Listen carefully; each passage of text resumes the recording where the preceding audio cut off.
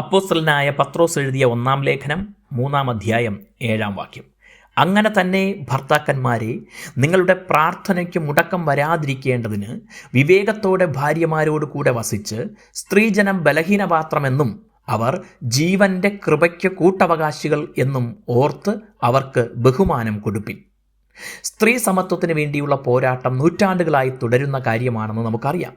ലോകത്തിലെ അപൂർവം ചില സമൂഹങ്ങളിൽ സ്ത്രീകൾ പുരുഷന്മാരെക്കാൾ മേധാവിത്വമുള്ളവരും പുരുഷന്മാർ അവർക്ക് കീഴിലാണെന്ന വ്യവസ്ഥയുണ്ടെങ്കിലും ഭൂരിഭാഗം ലോക സമൂഹങ്ങളിലും ഇത് നേർവിപരീതമാണ്.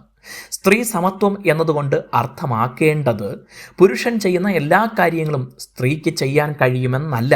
അതുപോലെ സ്ത്രീകൾ ചെയ്യുന്ന എല്ലാ കാര്യങ്ങളും പുരുഷനും ചെയ്യണമെന്നുമല്ല. ദൈവം മനുഷ്യനെ സൃഷ്ടിച്ചിരിക്കുന്ന സവിശേഷതകളും ബലഹീനതകളും മനസ്സിലാക്കുകയും തമ്മിൽ സഹായിക്കുകയും ചെയ്യുക.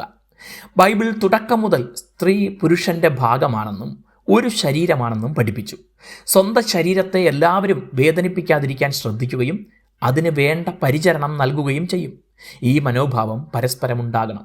എന്നാൽ കായികമായും ശാരീരികമായും പുരുഷൻ പൊതുവെ സ്ത്രീയേക്കാൾ കരുത്തുള്ളവനാകിയാൽ അതിനെ പലപ്പോഴും ദുരുപയോഗം ചെയ്ത് സ്ത്രീകളോട് അപമര്യാദയായി പെരുമാറുന്നതാണ് കൂടുതലും കാണുന്നത്. ക്രൈസ്തവ കുടുംബങ്ങൾ സ്ത്രീ പുരുഷ വ്യത്യാസങ്ങൾ മനസ്സിലാക്കുമ്പോൾ തന്നെ തമ്മിൽ എങ്ങനെ പെരുമാറണമെന്ന് ഉപദേശിച്ചിരിക്കുന്ന ഭാഗങ്ങളിൽ ഒന്നുകൂടെയാണ് പത്രോസിൻ്റെ ലേഖനത്തിലെ ഈ വാക്യം. ഇതിൽ സ്ത്രീകൾക്ക് ശരിയായ ബഹുമാനം കൊടുക്കേണ്ടതിൻ്റെ കാരണം ആത്മീയ കാഴ്ചപ്പാടിൽ പറഞ്ഞിരിക്കുന്നു. ജീവന്റെ കൃപയ്ക്ക് പുരുഷൻ എന്നതുപോലെ സ്ത്രീയും കൂട്ടാളിയാണ്.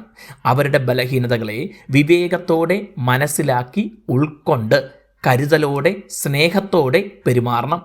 ദൈവം പ്രാർത്ഥന കേൾക്കാൻ അംഗീകരിക്കാൻ അത് ആവശ്യമാണ്.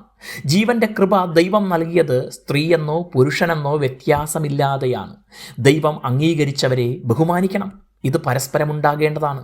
കുടുംബജീവിതത്തിൽ ദൈവിക ജീവന്റെ ഫലങ്ങൾ ഉണ്ടാകട്ടെ. ദൈവം നിങ്ങളെ അനുഗ്രഹിക്കട്ടെ.